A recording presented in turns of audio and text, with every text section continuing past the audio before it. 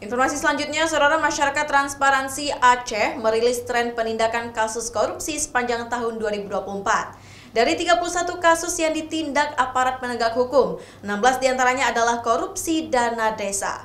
Adapun total kerugian negara akibat tindak pidana korupsi tahun 2024 mencapai 56,8 miliar rupiah.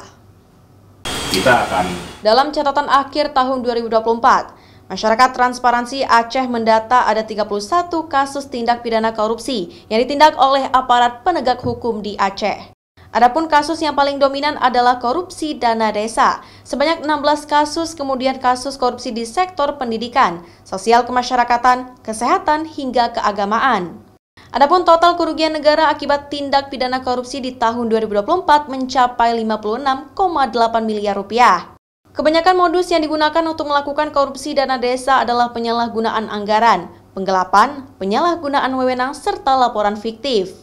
Temuan mata salah satunya adalah adanya proyek pembangunan infrastruktur di desa yang tidak sesuai spesifikasi, sehingga banyak aparat desa terjerat kasus korupsi. Ada juga modus kasus korupsi yang lainnya seperti penyalahgunaan wewenang, penggelapan, suap menyuap, hingga markup anggaran. Sementara itu dari total 31 kasus, ada 64 tersangka yang sudah ditetapkan. Pelakunya terbanyak dari kalangan unsur aparatur sipil negara atau ASN, pemerintah desa, swasta, dan 1 orang anggota DPRK. Menurut Mata, pada tahun 2024 kasus korupsi yang banyak ditangani oleh aparat penegak hukum masih menyasar level pemerintah Gampong, berbeda dengan tahun 2023. Jumlah kasus lebih dominan di level pemerintah kabupaten kota. Sehingga Mata menilai APH terkesan menghindari resiko lebih tinggi dalam penanganan kasus korupsi di tingkat level atas. Kalau kita lihat 2024, APH di Aceh lebih condong melihat kasus korupsi itu di level kampung atau di level desa.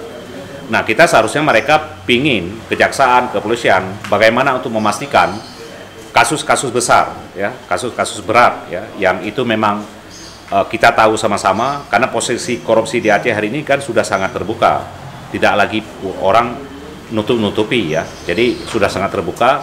Seharusnya ini yang harus dikejar oleh para penegak hukum di Aceh. Apakah dia berurusan dengan afiliasi politik, punya afiliasi kekuasaan ataupun pemodal, saya pikir nggak ada urusan.